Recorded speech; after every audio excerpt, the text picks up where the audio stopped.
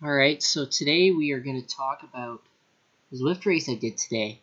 The Triathlon New Zealand race series. It was week 3 for them, but week 1 for me because we did a couple races in the British Triathlon series in the Tour of Watopia the last few weeks.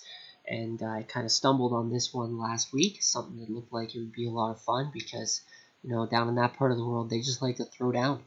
They just like to race all the time and tear each other to shreds, and that just sounded like just great fun to me. So yeah, we decided to hop in and see how it goes.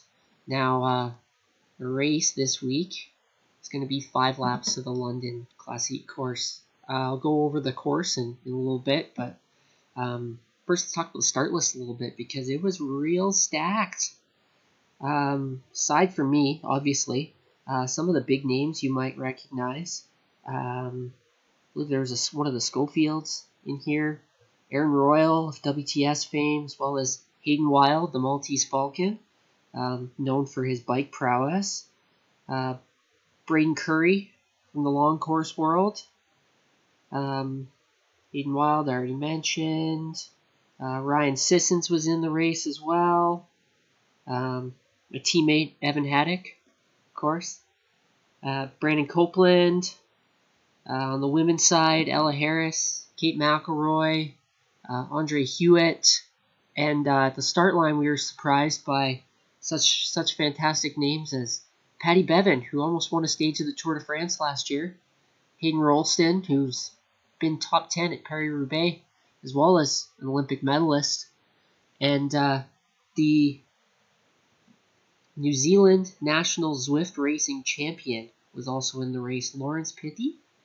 And so it looked like it was going to be a real fantastic throwdown for us.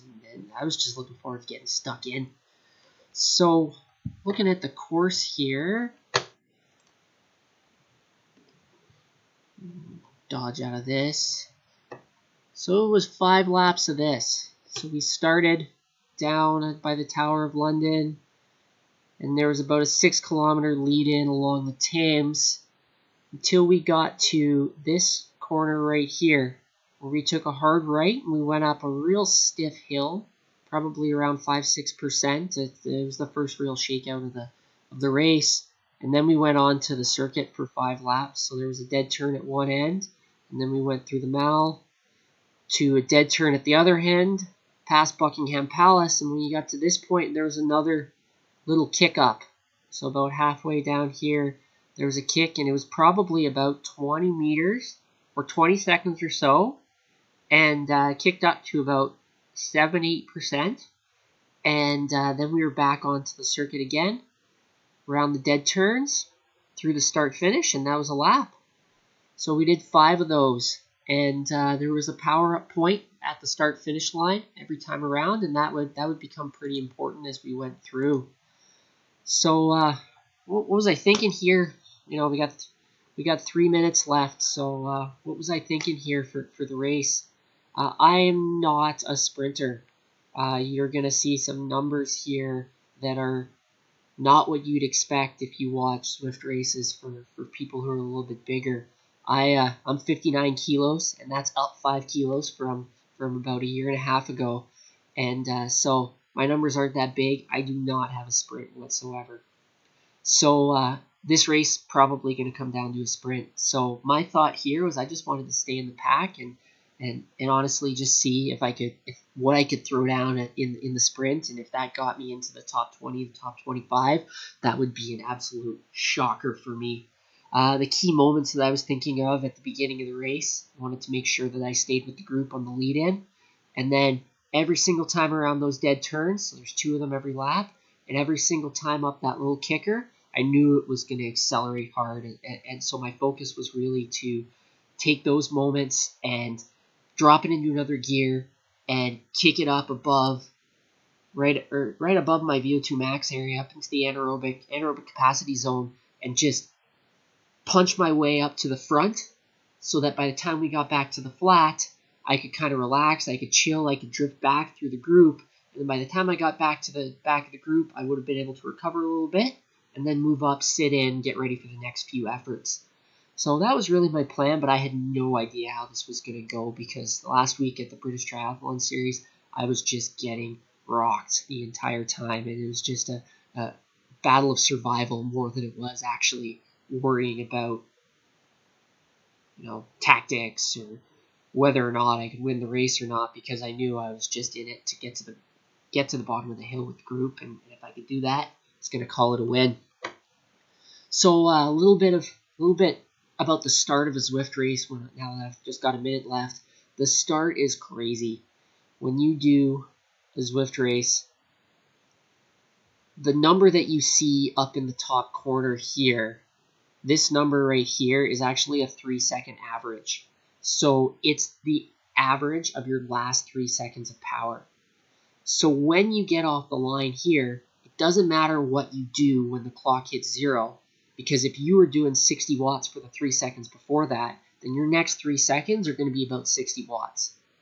So what happens in a Zwift race is as soon as you see that clock get down to 10 seconds, you're going to start ramping up your effort, because you want to be at almost a max effort when you hit 5 seconds to go, so that last 3 seconds is as high as it can possibly be, so that when you hit 0, you bolt out of the gate off the front of the group, and you'll be able to get yourself into a good position rather than just getting immediately dropped off the start. So as you see here, we get to 10 seconds, and I'm obviously trying to figure out what gear I'm in because I can't look at my computer, and now I'm starting to ramp up. 400, 500 watts, that's a big number for me. When you start seeing 600 watts for me, that's a big number. My max, I have never hit 900 watts in my life.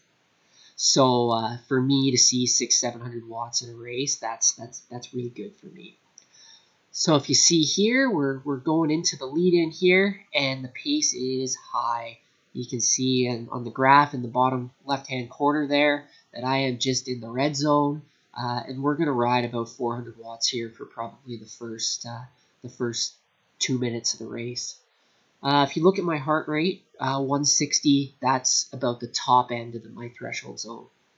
If you see me getting up towards 170, now you're getting towards my max. My max heart rate is 175. It's no Lionel, but I do have pretty good stroke volume, if I do say so myself. You'll know that I'm starting to recover if I get under 160 beats per minute. If I'm over 160, you'll know that I'm working. Now you'll see here the first time through the start-finish banner there, got my first power-up. It is an Aero power-up. My friend Liang and I, we had a little bit of a dust-up about this because he wanted me to be using my power-ups all the way through. Because if you have a power-up, you can't pick up a different one during the rest of the race.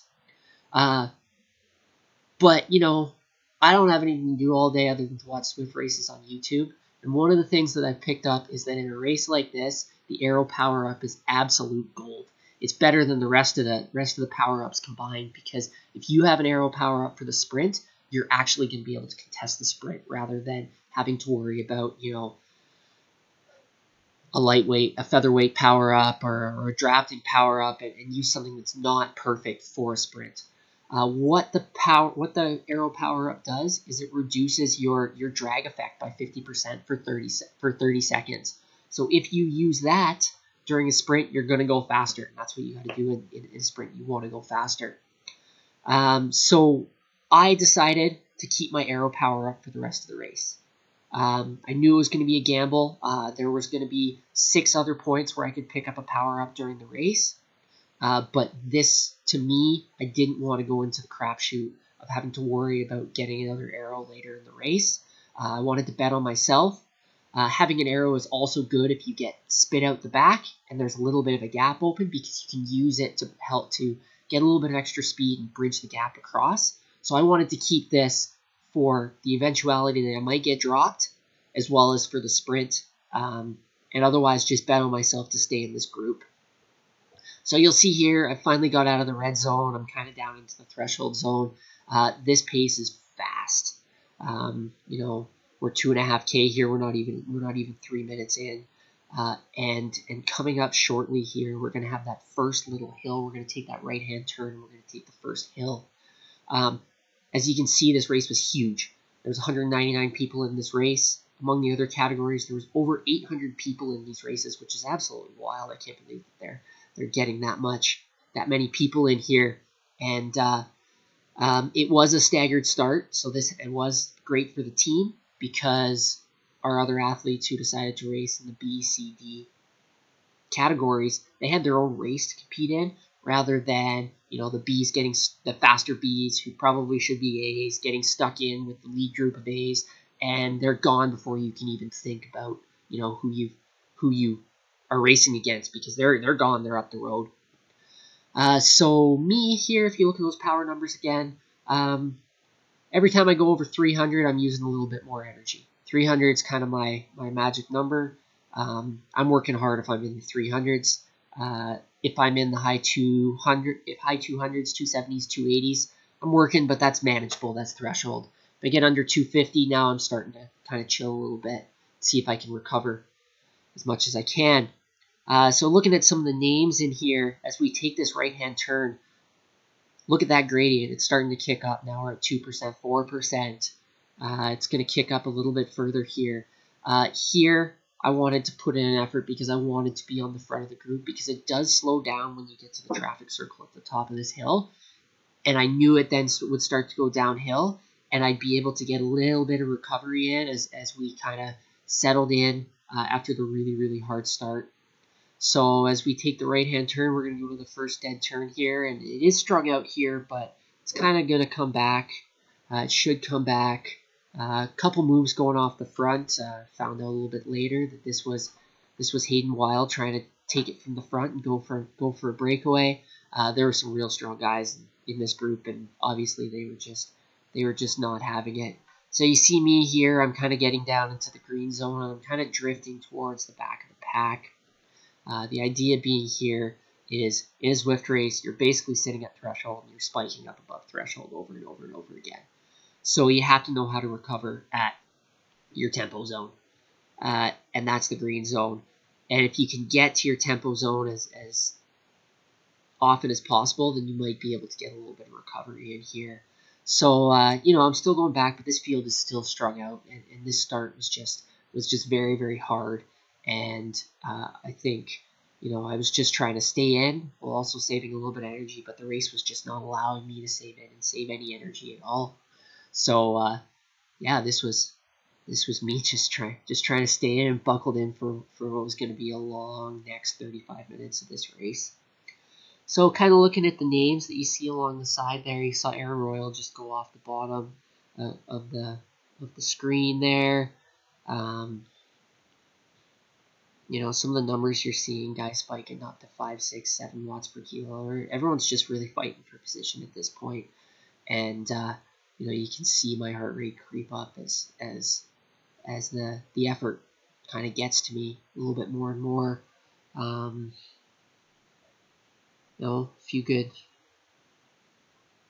was a fun race. I'm really glad that Triathlon New Zealand put something together like this, because even their live stream I watched it back and I loved it. It was super enjoyable to listen to. So next time around, I'll have my live stream up, but I'm also going to have a link where you can go and you can watch the race with live commentary, because it actually made a Zwift race, which is basically just a bunch of us sitting on our trainers while our cartoon avatars rip around the virtual world.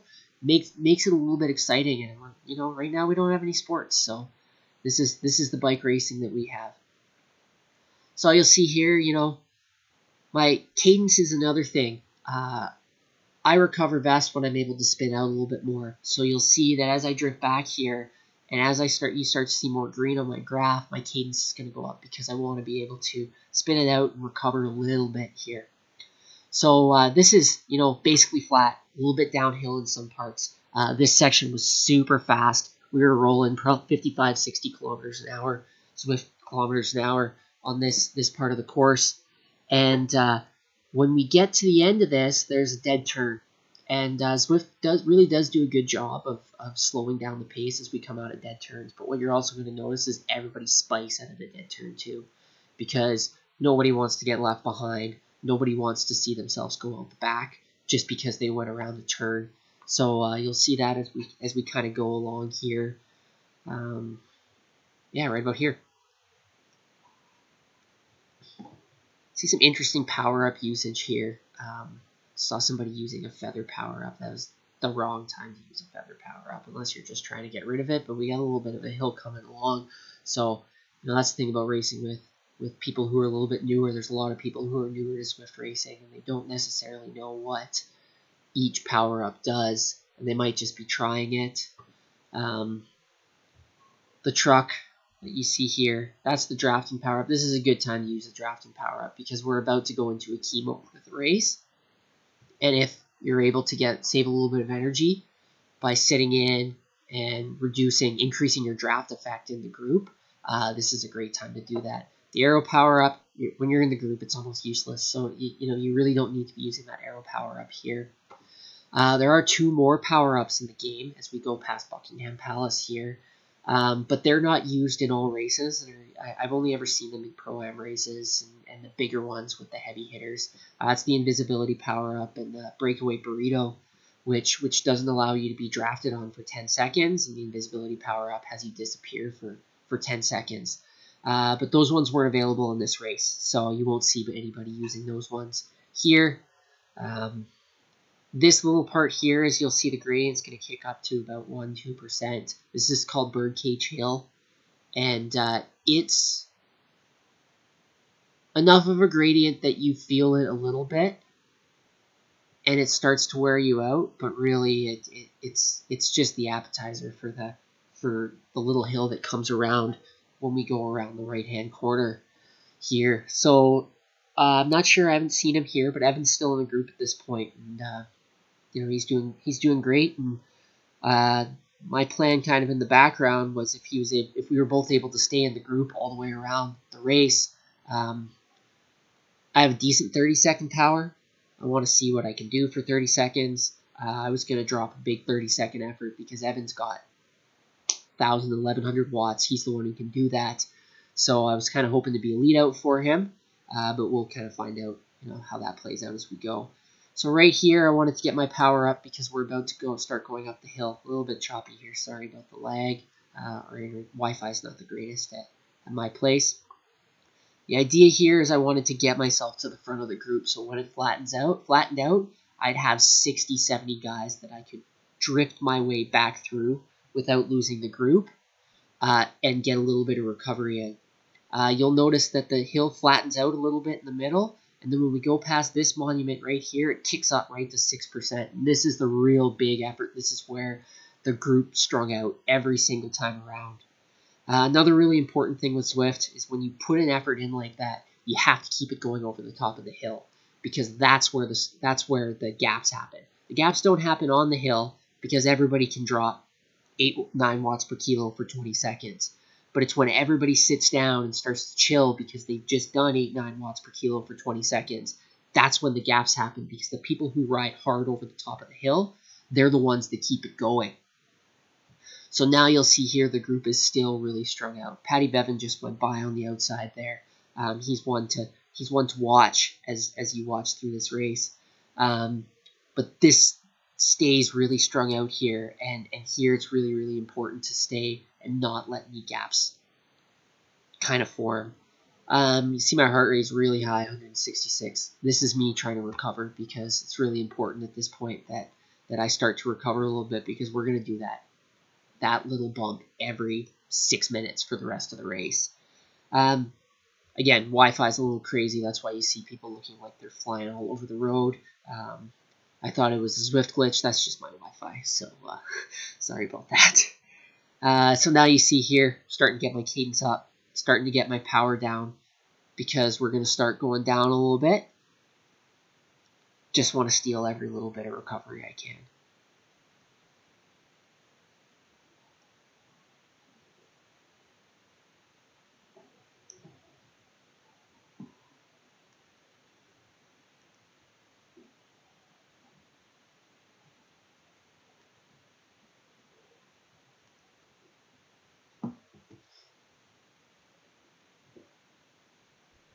So now this point here where it starts to come downhill, when we come to the last lap, this is about 600 meters to go. So if you're ever racing this, that's the point where you expect it to really, really ramp up that point. once you get onto the red pavement. Again, you see I'm still holding on to my Aero Power Up. If I did that wrong, fight me in the comments, because I really believe I needed to bet on myself and hold on to that Aero Power Up. But there were a couple times where I could have used it, could have saved some energy by using it instead of burning a little bit of extra energy. But hindsight's 20/20, as they say. So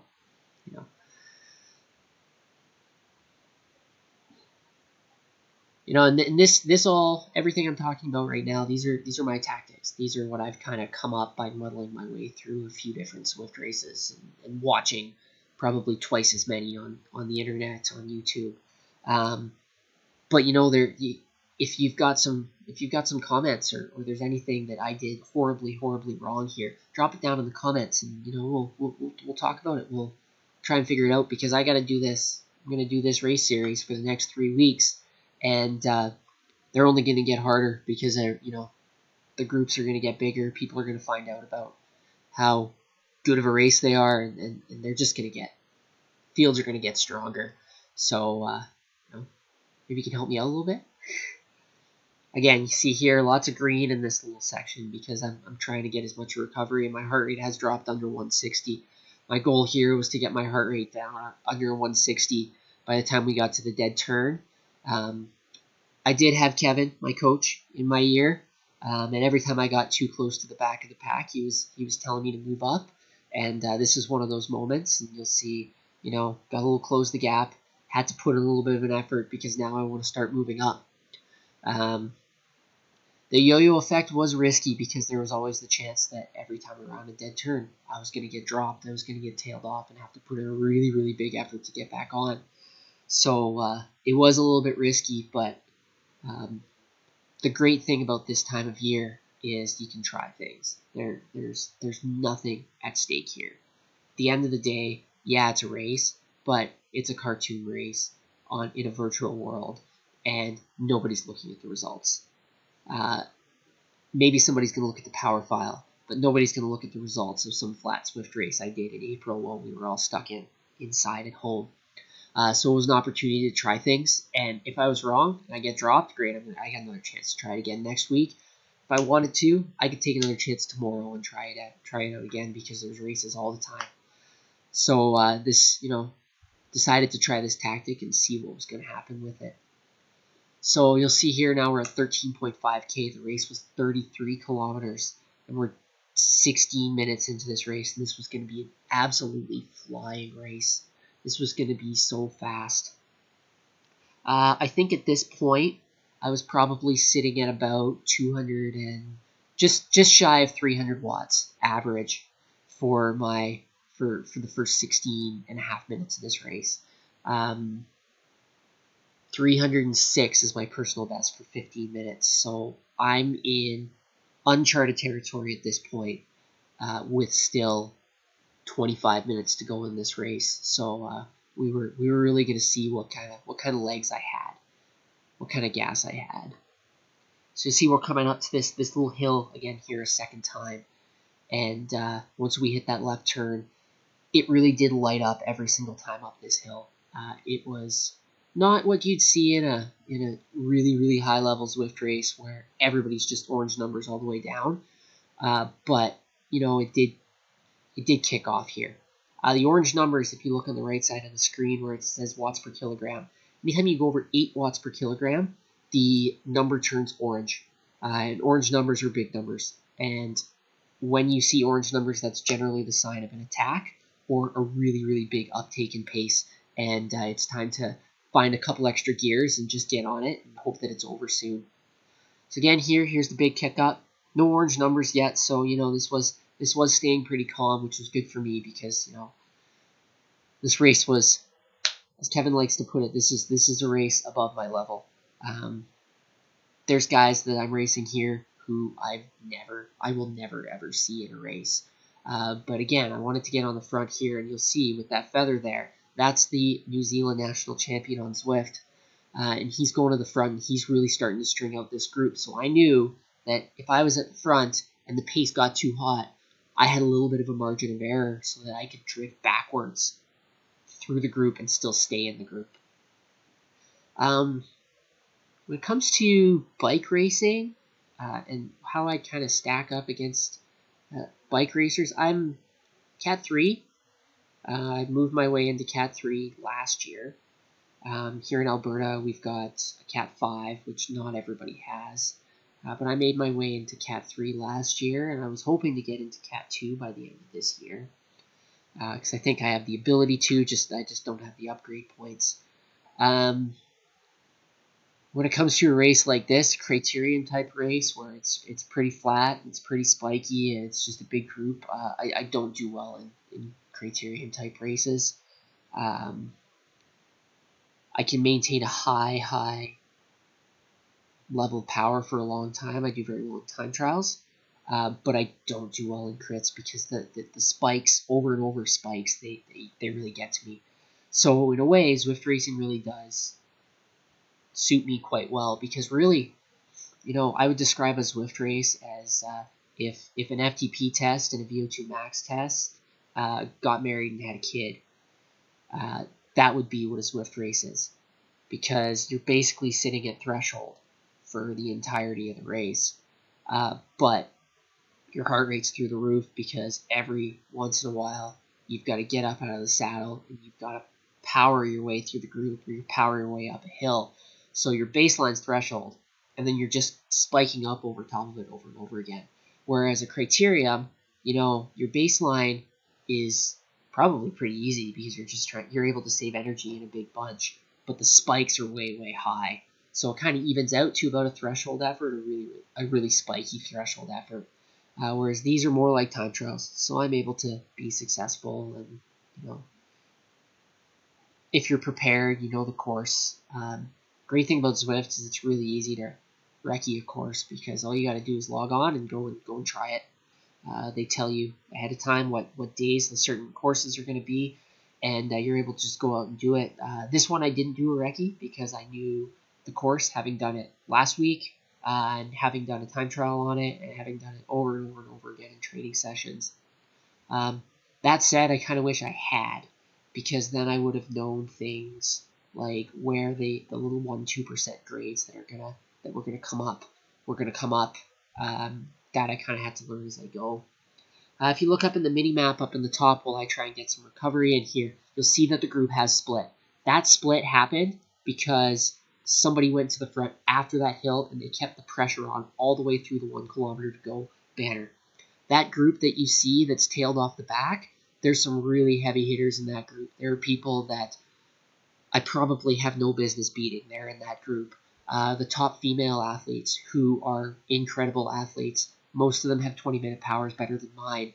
They're in that group. This here was me knowing that once you get over the top of that hill, it's really important to stay on the power until you see a negative number in terms of the gradient, because when it's flat over the top of the hill, the smart athletes, they keep going. They keep the pressure on because they know something's going to split. Unfortunately, Evan was in that group, and he didn't make the split.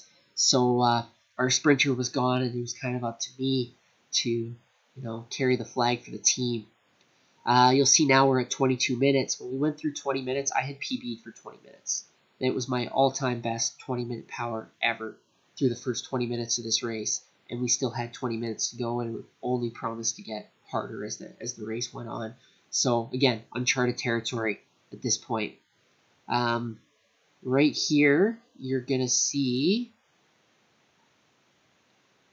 maybe a little bit further up, I did have a Wi-Fi drop. Yeah, it was right here. So that pause that you had there, my Wi-Fi dropped, and I was kind of tailed off the back because I had a bunch of zeros in that 3-second power. It probably dropped for maybe 3 seconds.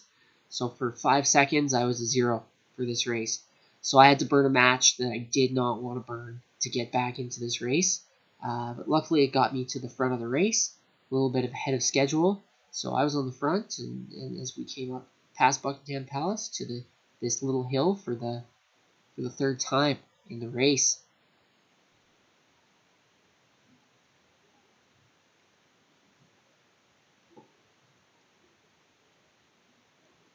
The one great thing that I've loved about this kind of time where we've been stuck at home is um, getting to try things like this. I'm not even finding I'm really missing the race season. In fact, with the little injury that I picked up for the winter that's taking a long time to heal here, I've already had more of a race season than I would have if we were outdoors, just because I get to do these races on Zwift. They're not perfect, but they're great fun. It's really cool to even virtually mix it up with some names that you only see on Triathlon Live. Um, and I've also really kind of reconnected with the process. Um, I find sometimes athletes, especially triathletes, they get stuck in this cycle of I need to pick a goal, I need to motivate myself towards a goal, and then you get so built up for that goal, and you're focused on it, and then it comes and it goes, and you're kind of left a little bit empty, and you need another goal, and so you start to pick up another one, and you just come up with this cycle. It's basically just highs, the highest of highs and the lowest of lows. One of the things that Kevin's kind of tried to drill into me especially is that don't let the highs get too high and don't let the lows get too low. We don't vary our training all that much during the year. We might vary the type of training that we do. My volume stays pretty consistent over the course of the entire year. The way that we train, what we do on Tuesday nights, all of that stuff kind of stays the same all the way through the year. And we basically try and keep ourselves between 80 and 90% of race fitness at all times. So if a race does pop up on the weekends, you can just go and do it. For goal races, I'll try and get a little bit closer to 100%, but basically I try to keep myself as race ready as I possibly can. And what that allows me to do is it allows me to focus on the process. Because if I do have a big, long gap between races, there's nothing for me to worry about because I'm still going to do the same thing every single day, every single week. I know what I'm doing Tuesday night. I know what I'm doing Saturday morning. And it allows you to kind of look at the little performance indicators that you get out of your training and see where you stand without having to go off and do a race. And then once you recognize what those little performance indicators are, you're able to basically dial in your race performance. To me, a race performance should never be a surprise because if you're dialed in, you'll know based on your training what kind of result was coming.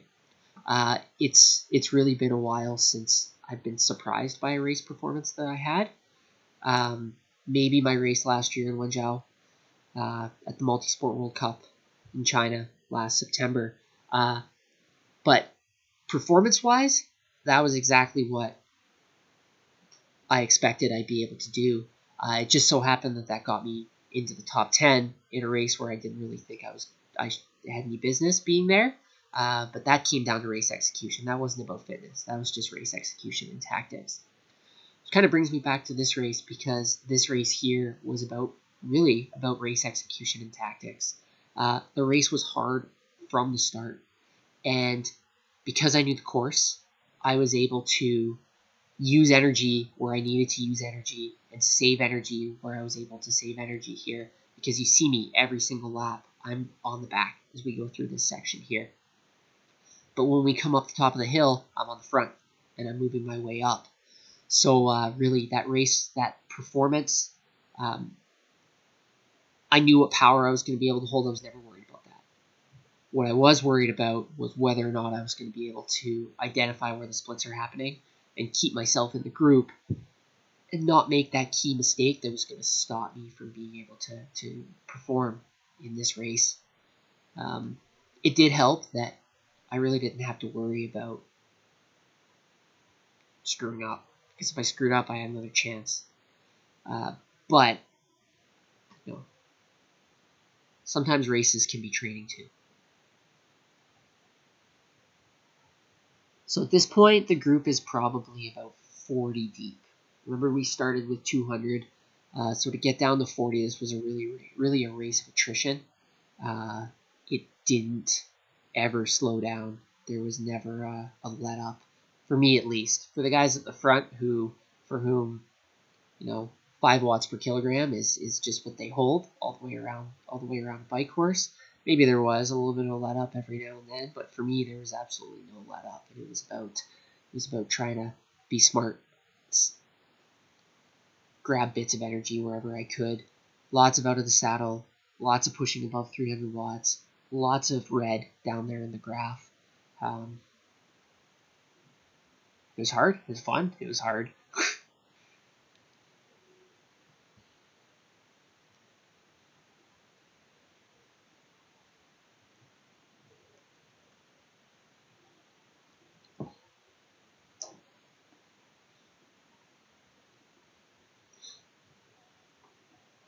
So I believe we're coming up here to the fourth time up the little hill. And this, you're going to start to notice it was a little bit different than the rest of the race, because now we're down to the business end of the race. There's only 12 minutes left, 11 minutes left of the race at this point. And,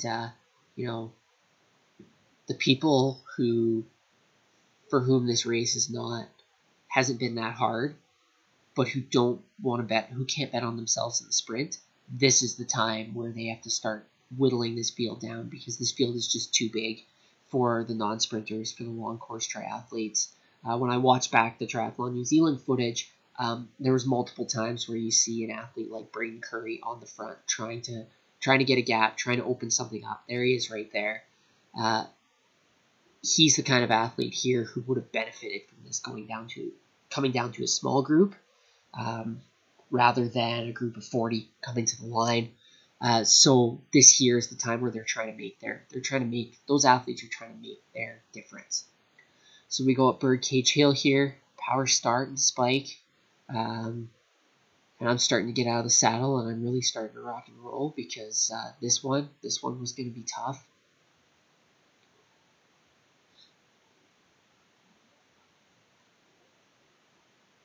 Now, it was at this point of the race that I made a rookie mistake, and I realized that I had turned off the sound on my live stream, and I wanted there to be sound on my live stream. So I'm about to reach up and turn on the sound for this live stream. Well, maybe it wasn't this lap. No, it's definitely the next lap that I do that. Oh well. All right. Well, it's still starting to light up here. Now, bike choice. This is something we can talk about here. There's all kinds of bike choices. You'll see mine is glowing in blue. I worked really, really hard to get to 50,000 meters climbed in 3 months to get my Tron bike. In a race like this, I'm allowed to use my Tron bike, so that's the one that I chose. I just got it last Sunday. But this race here, in terms of bike choice, you really wanted to be on something that was good on the flats. If I hadn't been on this bike, I would have been on a Trek Madone or a Cervelo S5 or the S-Works Venge with Zip 808s. That would have been the bike of choice for this course. On a little bit of a hillier course, I would have gone with something like a Zip 454 on the Madone. For an Alpe du Zwift race, I would definitely be on the Specialized Tarmac, and if you're lucky enough to have won the lightweight wheels at the top of the Alpe, that's the one to be on. And if not, at level 6, I believe, you can buy the NB 3.4s. Those are your wheels for a climbing race. That's really my bike choice. What I'd be doing. I have the Trek Madone, so if I'm not allowed to use my Tron bike, I'll jump on my Madone. Just make a wheel choice from there. So that one was a little harder. You see, there wasn't, on the other hills, there was a spike, and then there was a lull as it flattened out in the middle, and another spike. That one just stayed hard all the way up. And you can really tell that this race was starting to heat up, because, it required a little bit of extra power to get up and over the hill this time around.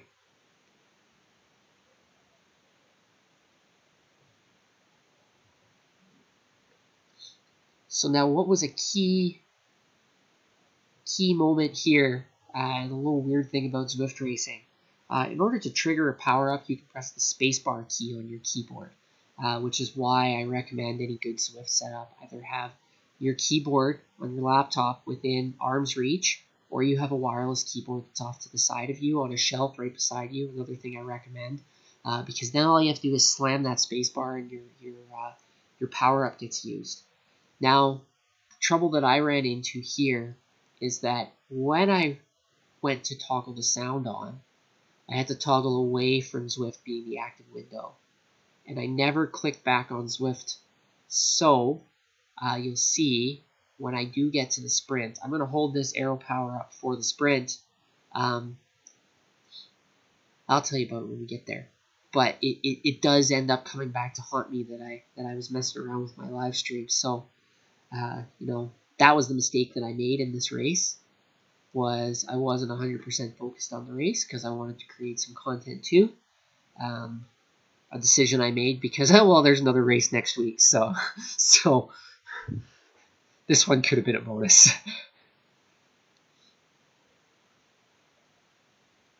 So you see here the pace again, really, really high. It's always being 55, 56 kilometers an hour down this stretch, and I'm just trying to stay in at this point. So this is now the last lap. So this is the last chance for anybody who doesn't want it to come down to a sprint, who's got any energy left, to be able to get away and get off the front. And this is for anybody who wants it to come down to a sprint. This is your chance to chase down every single move and keep this group together, because some people do want it to be a sprint. At this point, I was toast. I was at my limit here, and you can see by the number of times I'm standing up and getting out of the saddle, I was tired at this point. If I were to get gapped, I would have had to use that arrow power up to get back into the race, because I wouldn't have had the gas to be able to get there again.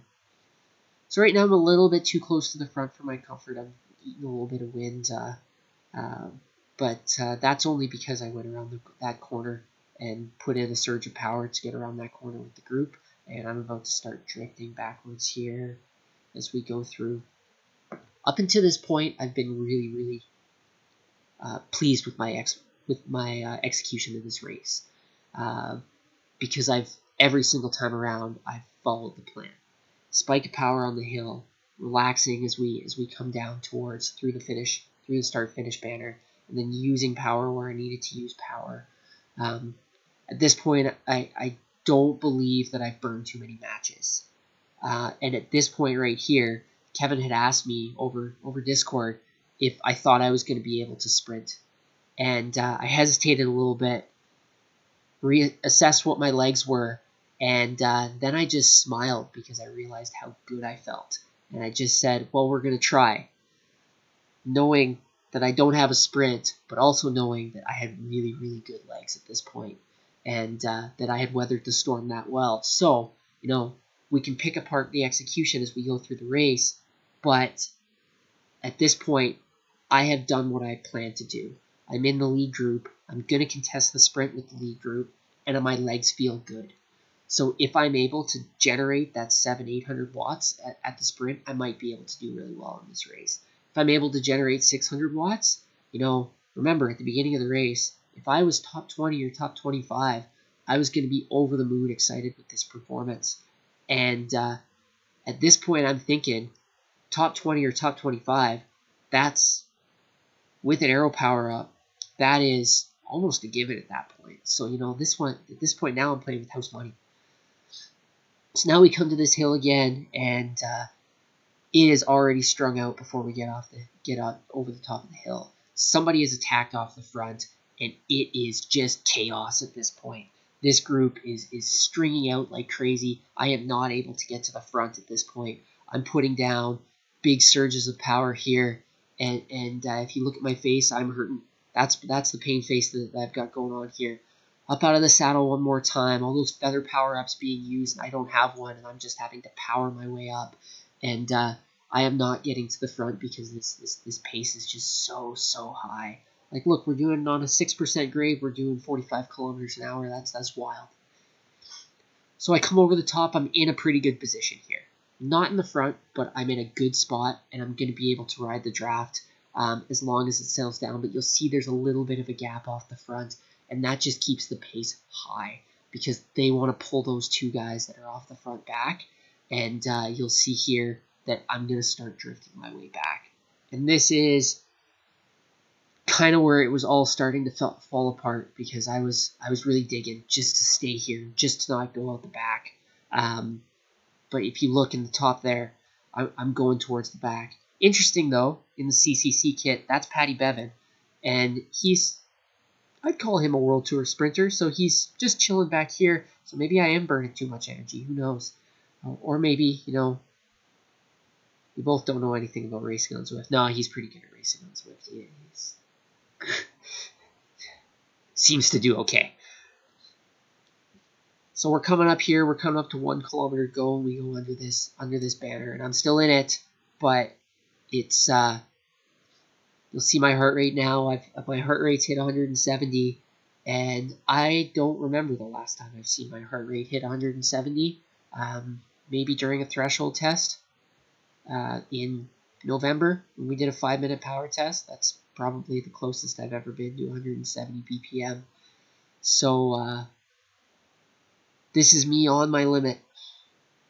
So now we come here through 600 to go, and I'm trying to figure out when I'm going to use that aero power up. But I'm pretty far back at this point. I'm back in 32nd, and a top 10 is probably off the table. Here's me trying to use my power up, and it's just not working. And that was because I clicked away from the screen. So now you'll see me trying here to click back to Zwift so that I can use my aero boost. And there we are with 300 meters to go, kicking up to 400 watts, kicking up to 450 watts, get to 175 meters to go. This is me in full out sprint. I'm moving up. I'm passing Hayden Wild. 650 watts is all I got. Come through the line. Check out the results. 20th for now, 22nd. 22nd place I finished. So if we remember back, top 20, top 25 would have been the dream for this. And there I am, 22nd place. 290 watts, which is 4.9 watts per kilo. I'm getting really close to that 5 watts per kilo. And that's for 40 minutes, so that's probably a pretty good indicator of what my threshold is at this point. Final heart rate, 163 BPM. That is... Well, that's probably a new heart rate threshold as well at this point. 40 minutes generally extends out to 60 minutes. I'm pretty sure I'd be able to hold that power for another 20 minutes. Yeah, I'm at my limit, but I'd be able to hold the power for that. Yeah, so that is my Zwift race in a nutshell. So let me know down in the comments, what did you like? What did you think I did well? Where did I blow it? What did I do that was dumb? How dumb was it that I clicked away from my screen and couldn't use my aero power up when I needed to use it? Definitely really dumb, but you're more than welcome to tell me all about that in the comments. So yeah, here as I click away to thanks for watching, let's go over some stats, because I know that you all love the stats. So for the 40 minutes, according to today's plan, I had myself at 292 watts, 296 normalized. It's about 4.95 watts per kilo. Average heart rate was 163 BPM. 40 minutes, 292 watts, that's a PB for 40 minutes. 20 minutes, 293 watts, that's also a PB. 10 minutes, 304 watts, that's very, very close to a PB. 10 seconds, 565 watts, that's not great, but at the end of an all-time best 40-minute effort, that's super strong. So, yeah, good performance. Next week, we're going to do 3 laps, the hilly route in Watopia. I'm looking forward to testing out my 1 to 2 minute power as I try and stay on the group going up that hill every time around. It's probably going to come down to a sprint, but it's going to be a select bunch, and it's really going to come down to those 3 times up the hill to see who can stay in the group, because in Zwift there's really no coming back once you get dropped. So yeah, thanks for watching. Really appreciate it, and until next time, this is me signing off. Keep doing it.